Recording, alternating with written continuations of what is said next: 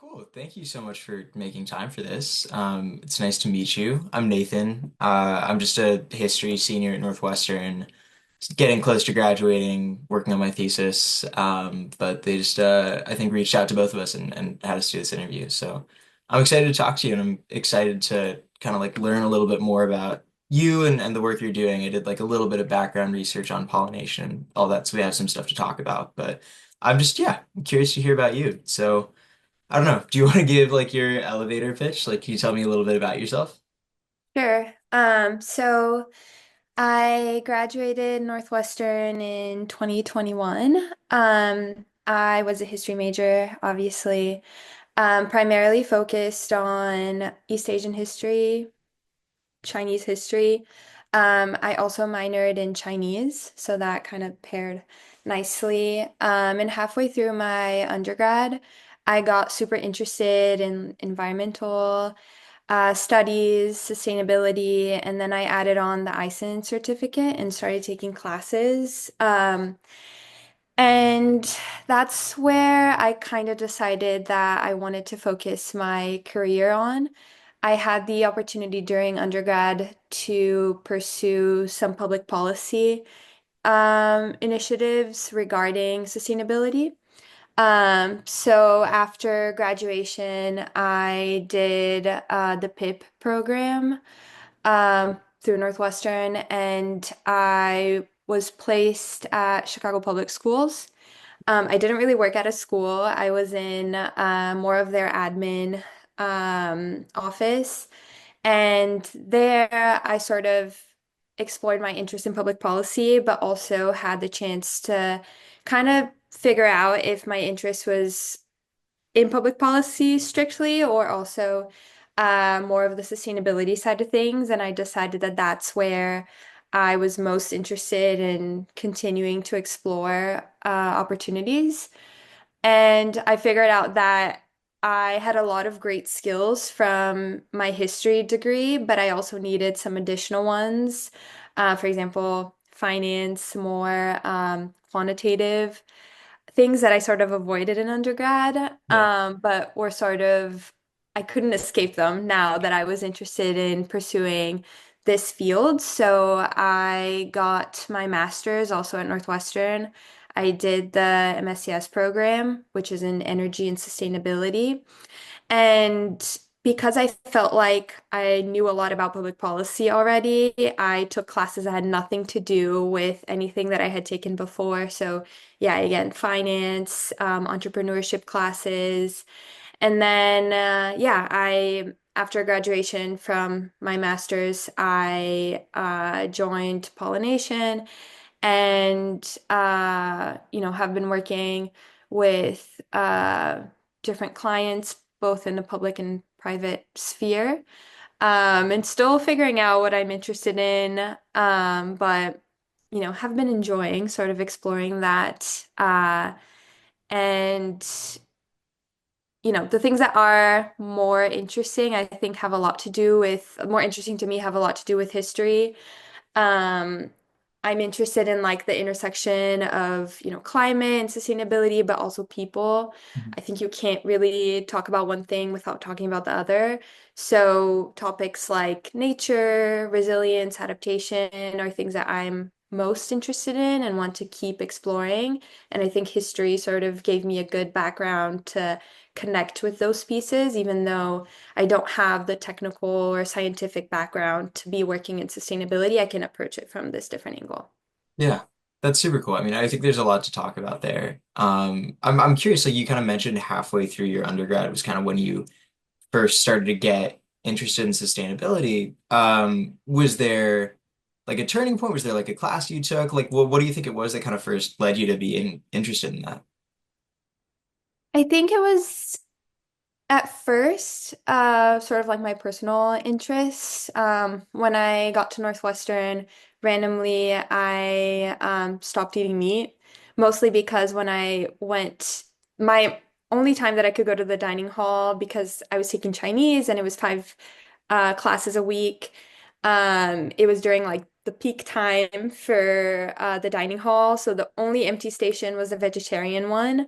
and I needed to get in and out super quickly. Yeah, So I sort of like realized that I was doing that, eating mostly vegetarian stuff. And then I was like, well, like, let me explore this from like, more deeply. And then I kind of got interested in like that side of, environmentalism. And then I also, during undergrad, got super interested in running and then approaching, sustainability and environmentalism and nature from that perspective as well of, air quality, green spaces. So it was, it started out with more of like a personal interest.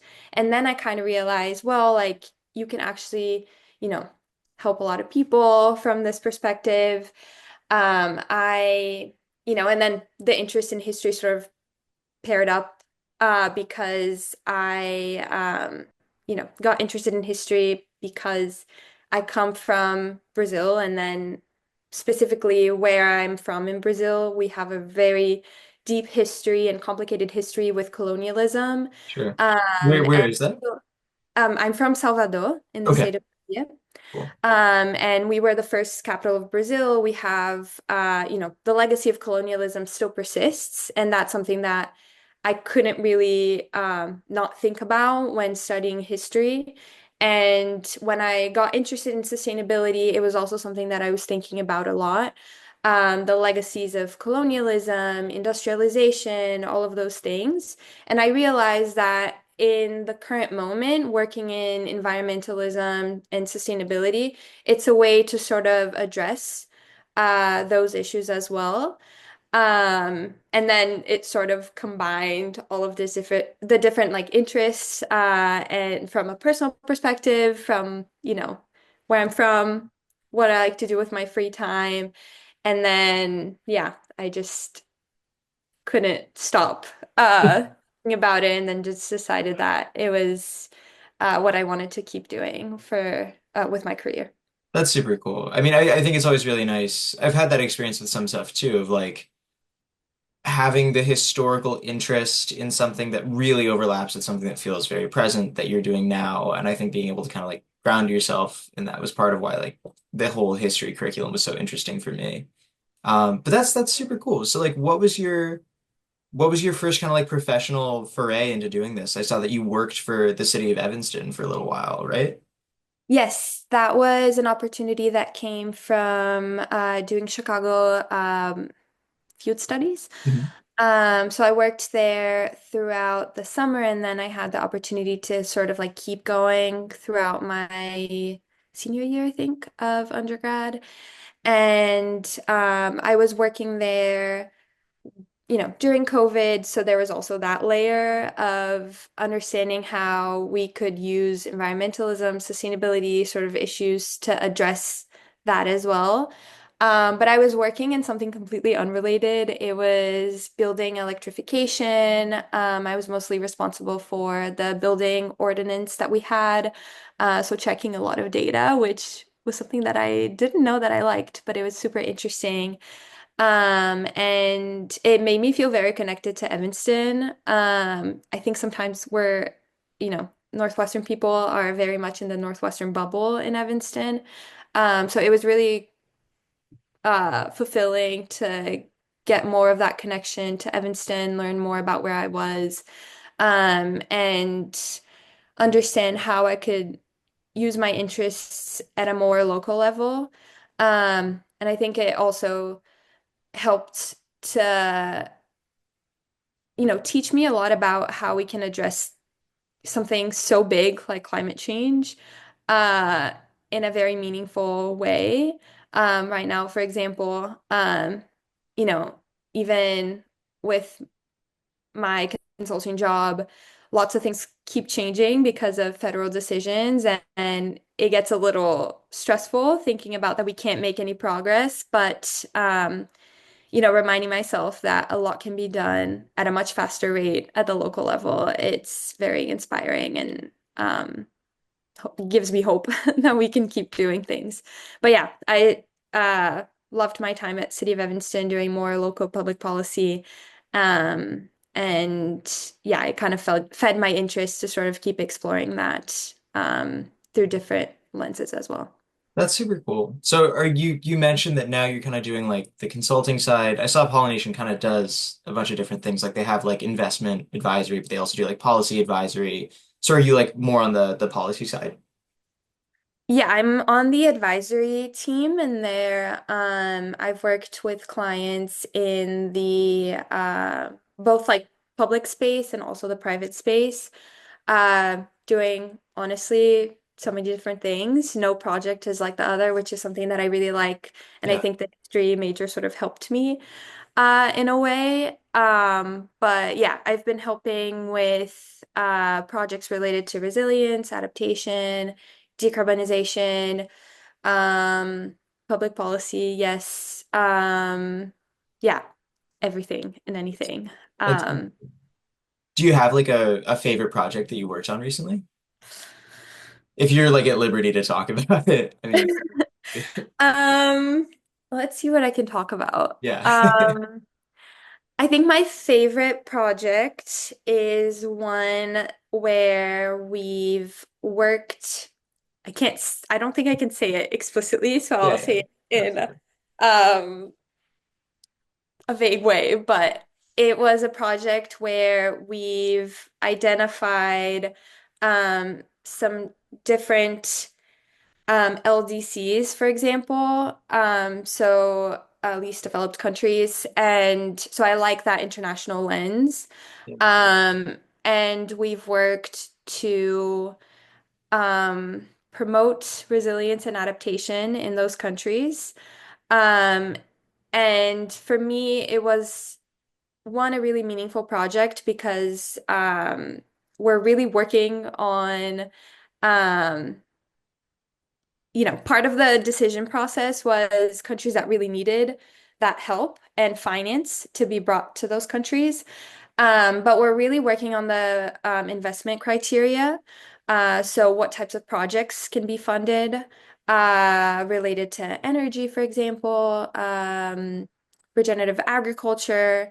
But we're also working on creating a once projects are invested and down the line in a few years, we're also working on creating the criteria that analyzes how effective they are.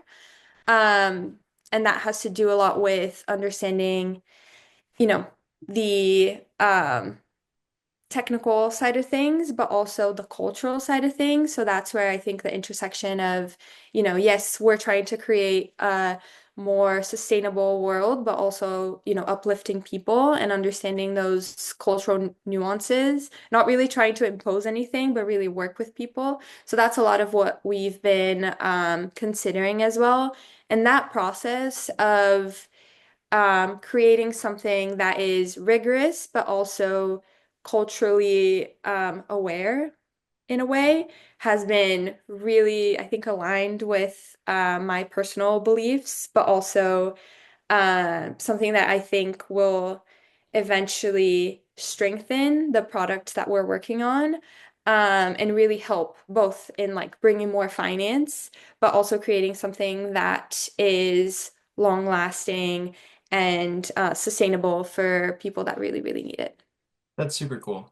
You've talked kind of a few times about sort of this skill set that you felt was sort of transferable from what you did at Northwestern kind of as like a history major. And then also some stuff you had to learn on your own, which totally makes sense. But I'm curious about the skill set, like because I think that so much of policy work, especially like in finance or like in kind of data-driven jobs, tends to be so away from the humanities or like the liberal arts or stuff like that. So I'm curious like what you found valuable and kind of like what stuck with you from that time. Yeah. Most specifically within like what I learned from history, I think consulting, for this job, it's all about making sense of, complex questions, drawing connections, communicating clearly. And I think that's a lot of what I was thinking about, as a history major. When we work with clients, we're usually trying to translate very complex or technical questions, and turn them into um, clear narratives or actionable strategies. And I think history sort of taught me how to have that mindset and organize those thoughts very clearly. But I think, yeah, beyond the sort of more analytical um, thinking that history taught me, it also um, helped me add a human dimension to sustainability work. Um, you know, behind anything that we're doing, if it's either like a decarbonization strategy, an investment strategy, there's also, communities that will be affected, trade-offs that we need to think about. Um, and I think it helps, being a history major to sort of like balance out some of the very financy sort of thinking, for example, adding sort of like that broader context and a bit of empathy as well, which I think is really needed in sustainability work, especially when we're dealing with communities that we're not part of. A lot of times, or most times, we do have our client that has people on the ground, for example, that can help sort of bring in that context as well. But I think as a history major, I'm more, reminded of that than some other people who can be a bit more analytical and results driven. So it's a good balance, I think, to the consulting type of work that I'm doing. And again, it just results in smarter, more durable decisions to have that balance. Um, yeah. Yeah. No, I that totally makes sense. I think that for me, one of the great things about history was like teaching me some sense of being able to think in frameworks of interactions, and especially between like people and the environment. I'm reading like Nature's Metropolis by William Cronon right now, which is like this big history of kind of like the environmental history of Chicago and its economic history, and then kind of its impact on like this vast territory of land, kind of in like what he calls the Great West. And kind of the whole central ethos of this book is that really to talk about people and their economic histories to kind of tell an environmental history of the land and to tell an environmental history of the land is really to talk specifically about people and what their relationship to the environment was.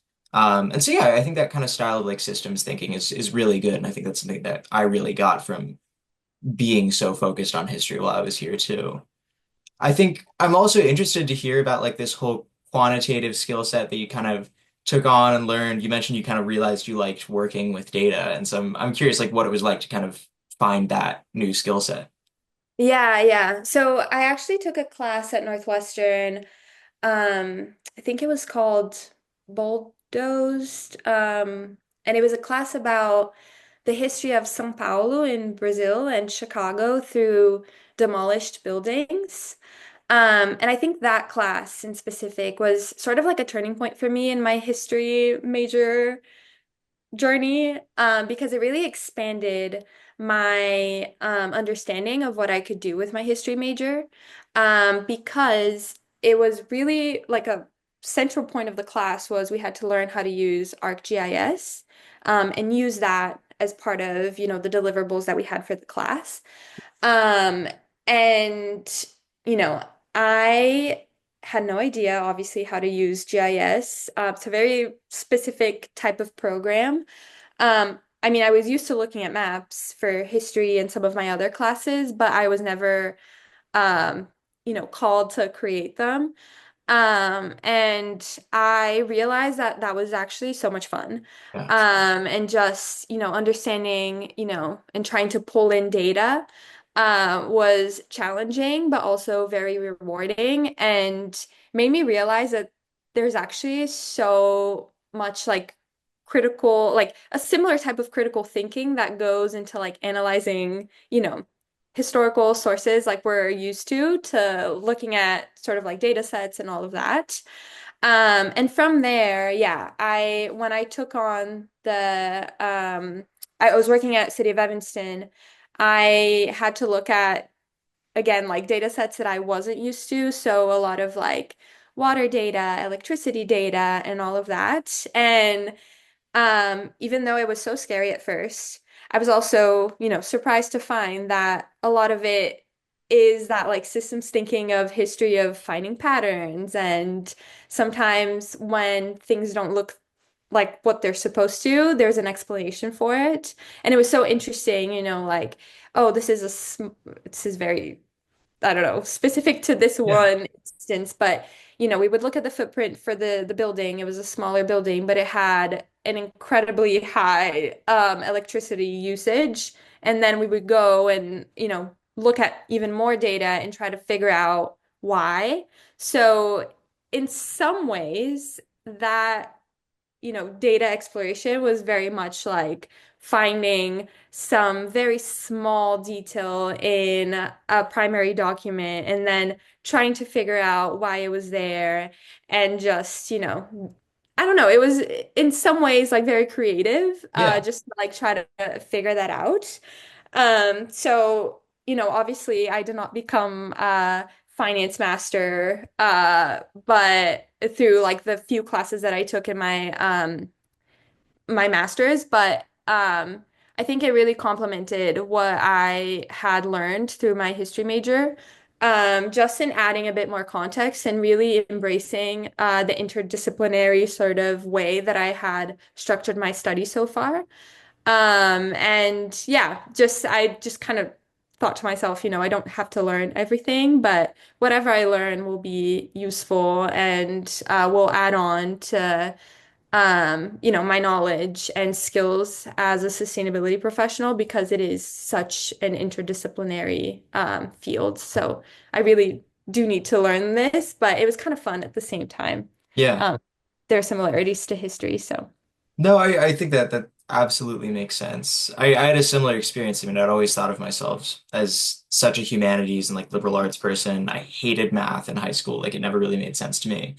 And then I got to college and I took the like Python coding class that I was yeah. required to and I loved it. And I like started doing more data science stuff and I was so surprised by how much I enjoyed it because I think you're exactly right. It is so many of the same skill sets. And I think in the same way that so much of history is about asking why did this weird and exceptional thing happen, so much about looking at data is being like, how do you explain that like the numbers don't look the way you'd immediately expect to. And, I think historians and data scientists are doing something very similar in that they really are not trying to seek like frivolous explanations or say like could have been this, but they really want to like find a way to look at everything systematically and then kind of like figure out what the relevant details were. Yeah, yeah. So yeah, no, I think that totally makes sense. And it's nice to be able to get out of your shell a little bit and kind of explore that way of really solving many of the same problems. So that's super cool. So yeah, I mean, what does the actual day-to-day of your job look like now? I mean, what do you like about it? What do you spend your time doing? What would you like to spend your time doing? I'm curious to hear about all that. Yeah, I think what I like the most about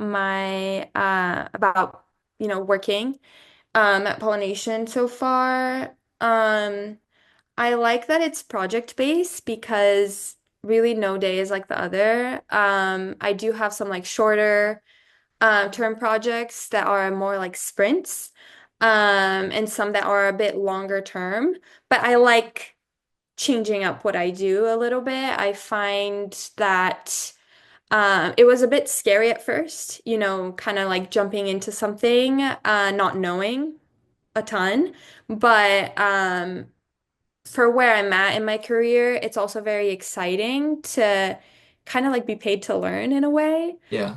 Um, and yeah, I'm just very grateful for that I can just jump into a project, spend some time sort of asking questions, learning about something new.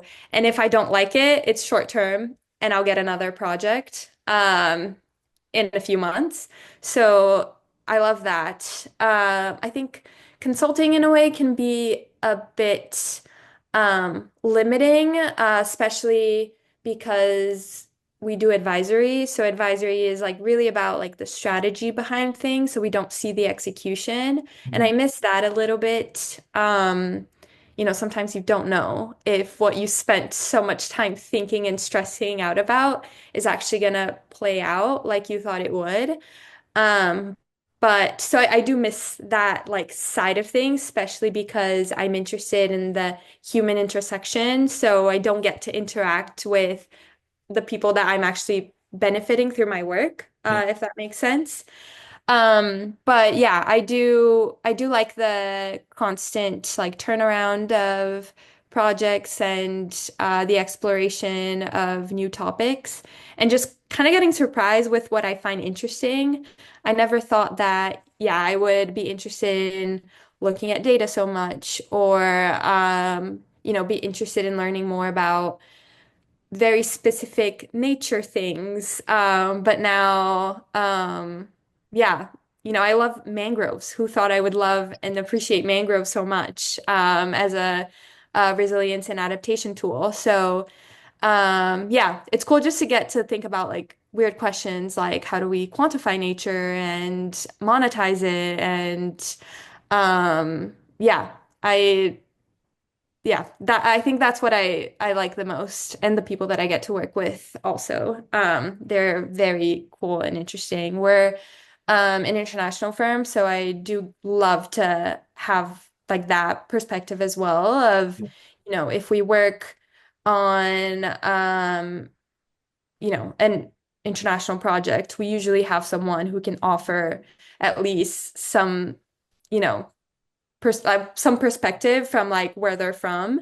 So I like that as well. I don't like imposing and anything on anyone. So yeah, that sensitivity to the work is also very important to me. Yeah, that's super cool. I'm realizing that like we're nearing kind of the time limit that I think they had set out. So I'll go to my last question because I don't want to take up too much of your time either. But I was just curious, if you had advice for somebody who is, maybe like a junior or senior in college who kind of has your interests, who's looking to do this kind of work, who's, maybe looking to kind of leverage what they've learned like as a history major, what would you say to that person? What advice would you give them? What encouragement or discouragement, if that's, the direction you're going, would you have to offer? Um, I think two main things. One is don't limit yourself regarding career choices and always lead with curiosity. Um, I think more specifically for history, I think a history degree teaches you how to think. So it's really versatile. You can go into policy, business, tech, anything. And I think I'm realizing actually how valuable those skills are and how many people in the working world actually lack them. So yeah, my biggest tip is just be open to where your interests lead.